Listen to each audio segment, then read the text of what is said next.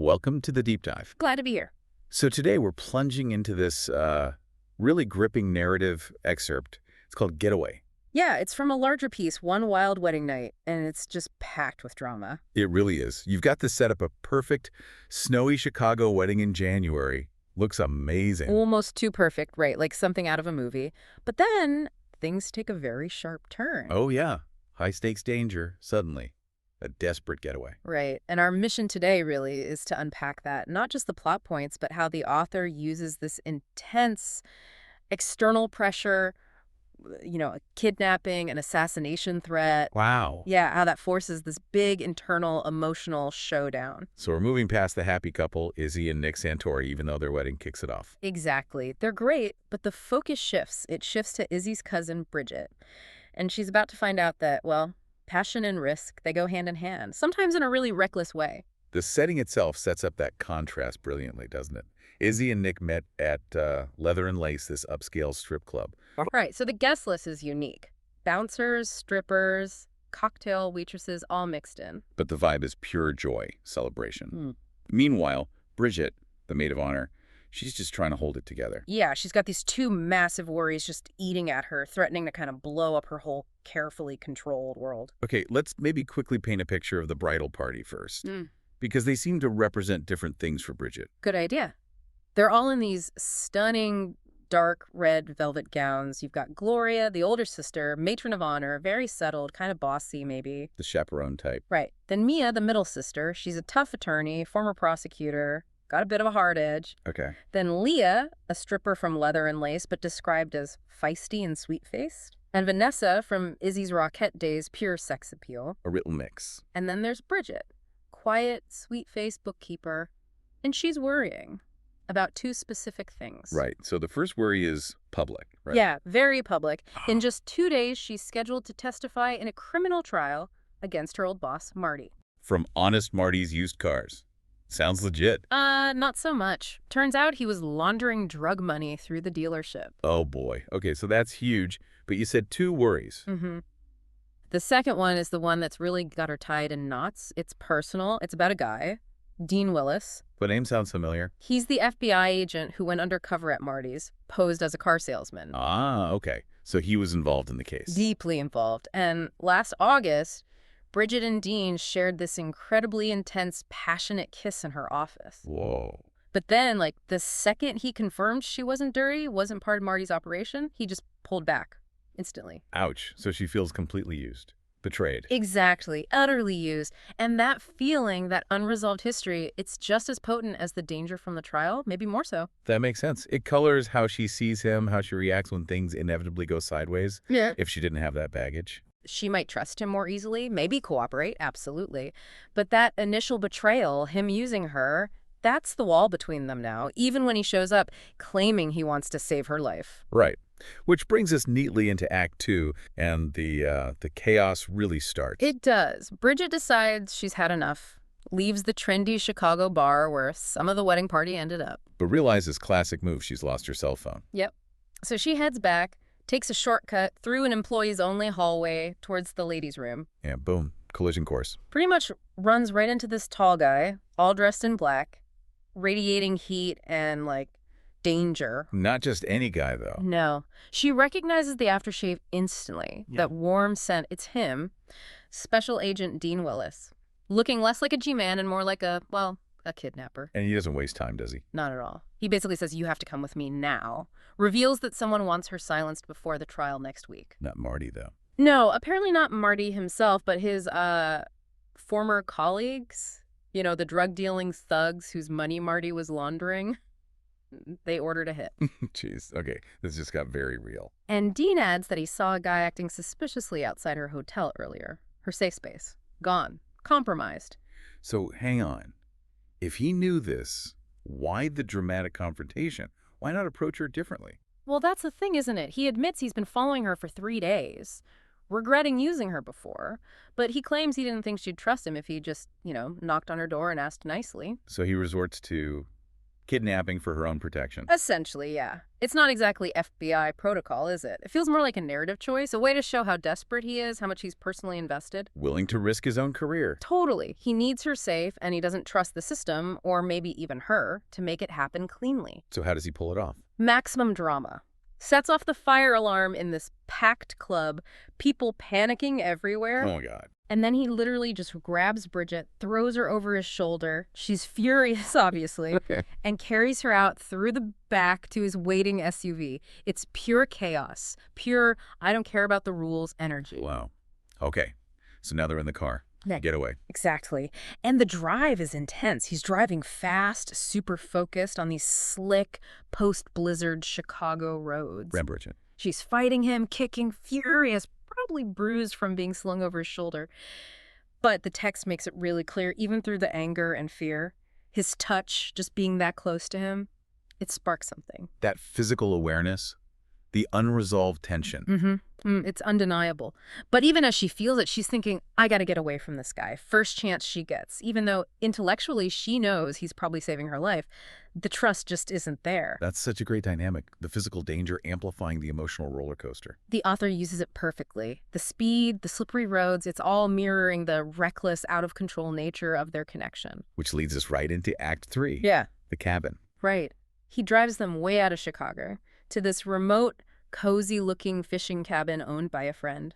But first, he needs supplies.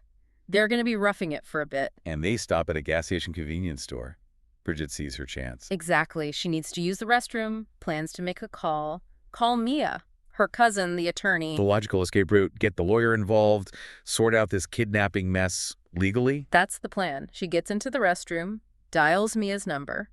But it's not Mia who answers. Oh. It's this deep, smooth, kind of sexy male voice saying Mia's in the middle of something. And then he just hangs up. No way, Mia, the serious prosecutor. Apparently, Bridget immediately gets it. Mia's unavailable because she's occupied with the stranger. Okay, that's brilliant. The one person Bridget thought she could rely on for control and logic is off having a spontaneous fling. Exactly. Her safety net just vanished. It forces Bridget back on herself, on her own impulses. So what happens? Does she panic? She looks in the mirror, and she doesn't just see fear. The text that she sees, excitement, anticipation, being rescued, even like this, by the guy she secretly wants. It's doing something to her. The danger is kind of thrilling. It seems so. She shifts gears completely, plays the what would Izzie do game. Izzie, her newlywed cousin, who embodies bold choices. And the answer Izzie would give. Seduce him, get him out of her system, take control of the situation in the only way she feels she can right now. How does she signal that? Boldly. She sees a vending machine in the restroom. Selling condoms, she buys 6. 6? From a gas station vending machine. Yep. And she even thinks to herself, the number is ambitious, but not slutty. It's her throwing down the gauntlet, a purely emotional, non-logical decision. Okay, this is getting intense. Back at the cabin. The confrontation she wants is immediate. She gets inside, drops that beautiful red velvet bridesmaid gown. Revealing. Wicked red lingerie, skimpy bra, thigh-high stockings, a whole 9 yards. And she basically challenges Dean, says something like, I'm trying to finish what you started last August. Well, just puts it right out there. How does Dean react? His control just snaps. Gone. He confesses he's always wanted her. Admits the attraction was real even back when he was undercover, even when he pulled away after the kiss. Okay, so the emotional dam breaks. They're gonna... They try. They reach for those ambitious vending machine condoms. Let me guess. Problem. Big problem. They're old, dry, useless. They break. One after another. Oh no, that's awkward. And symbolic. Totally symbolic. The safe option, the planned seduction tool, fails spectacularly. It removes any last shred of control or sensibility. And what do? Stop. No way. They're way past stopping. They're driven by sheer desperation, physical need, all that pent-up emotion. They basically decide, screw it. They have sex without protection. He penetrates her without anything. The text is pretty explicit. I thrust hard, driving home inside her, but then he pulls out really quickly, tries the very last condom from the machine. And the work. Miraculously, the last one holds. They reach this massive, explosive climax, and then just collapse, fall asleep together right there in front of the wood stove, surrounded by broken condom wrappers. The physical evidence of just how reckless they were. The author is really hammering home That their connection bypasses logic, bypasses safety. It has to be reckless. Absolutely. They had to risk literally everything, Hmm. career, safety, consequences, to finally get there. Okay, so Act 4, the morning after the everything. Right. They wake up, warm, satisfied, sharing cinnamon sugar donuts, naked on the rug by the fire. It's surprisingly domestic after the chaos. A moment of peace. Sort of. But Dean's practical side kicks in. He acknowledges the recklessness, says, once was reckless, twice as stupid. Fair point. So he decides he needs to go into the next town, buy a proper, fresh box of condoms, trying to regain some semblance of control, maybe, plan for the future. Makes sense. So he leaves Bridget alone at the cabin. Yeah, just for a bit. And while he's out, he makes a call, contacts his partner. Yeah, he gets news. Big news. The danger. It's over. Evaporated. Turns out the thugs changed their minds. They decided to target Marty's wife instead, to pressure him. Oh, wow. Poor wife. Yeah, but it worked in a twisted way. Marty got enraged that they'd go after his family, and now he's cooperating fully with the feds, singing like a canary. Which means Bridget doesn't have to testify. The whole reason for the hit, the danger, it's just gone. incredible timing. So Dean finds this out while he's buying condoms. Pretty much. So when he gets back to the cabin, the vibe shifts again. Instantly. How so? He's back to being Special Agent Willis, all business. He tells Bridget he's in deep trouble with his boss over the kidnapping. Apparently they had words, and Dean told his boss to go screw himself. Yikes. He really did burn that It bridge. seems like it, but he says it was worth it. He confirms the danger is over, and he's ready to take her back to her real life, give her an out. Is he testing her? Or genuinely trying to let her go clean? It feels like he's trying to remove the forced proximity element, giving her the choice now that the danger isn't trapping them together, so she can choose him, not the situation. And Bridget? Did she take the easy way out? Nope. She reads him perfectly, understands what he's doing, and she makes her move. Snatches his car keys Nice. and just chucks them out the door, deep into the snowdrift outside the cabin. Okay, that's commitment. That's her choice made clear. Absolutely. And that finally breaks him. His professional facade just crumbles. He confesses. Big time. He asks, what if it takes a lifetime to finish it? Meaning what they started. And then just lays it out. I am in love with you, and I have been for a long time. Wow, finally. After all that chaos and danger. It took pushing them both to the absolute edge, didn't it? Her being kidnapped, him risking his entire career into facing losing her. That's what it took for the truth to come out. So she says yes. Or She basically says she loves him too, and admits she probably would have hunted him down eventually anyway. They agree to stay. For now, at least. and the condoms. Did he actually buy them? Oh, yeah. He triumphantly reveals he got a brand new box. 24 this time. Proper ones. A symbol of maybe doing things slightly less recklessly, eventually. A hopeful note, maybe. Okay, let's wrap this up. We need to check back in with the newlyweds. Right. Izzie and Nick. It's the next morning. They're running late for their honeymoon flight to Aruba, still buzzing from their own intense wedding night. And Izzie's thinking about her bridesmaids. Completely unaware of Bridget's ordeal, right? Totally oblivious. She's just hoping they all find their own wild, romantic happiness someday. And she specifically mentions Bridget. Yeah, she hopes Bridget can finally get over that jerk FBI agent. Oh, the irony. It's perfect, isn't it? And she also hopes her sister Mia, the serious one, can learn to let herself go, never takes chances. Which we know, thanks to that phone call, Mia might already be doing. Exactly. So Izzie and Nick laugh, feeling smug, thinking it's absolutely impossible that any of the bridesmaids had a night as spectacular or wild as theirs. But we, the listeners, know better.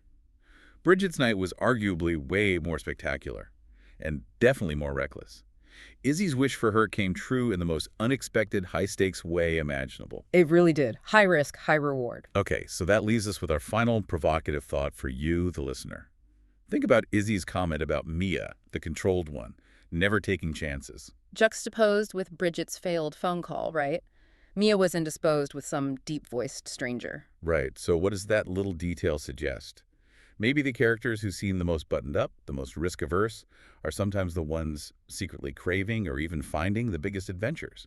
Perhaps true romance, or just breaking out of a rut, sometimes requires ditching the plan entirely. Maybe being forced either by external events or your own hidden desires into doing something utterly reckless is the only way to find what you really need. Something to think about.